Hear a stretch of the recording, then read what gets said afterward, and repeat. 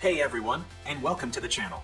Today, we're hitting the awesome mountain roads with a seriously cool Volkswagen Golf 7R that's been given some major upgrades. But the first thing you absolutely have to notice as we're carving through these turns is this incredible wide body kit. Just look at how much wider it is. Those flared fenders make it look so much more aggressive and planted on the road, right? It completely transforms the look of the car as it moves. Check out how the wheel arches and side skirts flow as we go around these bends. It's not just for looks, it probably helps with grip too. These wider arches perfectly frame those awesome wheels and those grippy tires, which I bet are really helping it stick to these winding roads. You can also spot some other cool touches that complement this wide body look as we drive by. Now, while we might not be diving deep into the engine today, you can imagine this wide body hints at some serious power for tackling these hills. And just watch it hug these corners. It's a real beast on these mountain roads. So, what do you think of this modified VW Golf 7R with its amazing wide body kit in its natural habitat?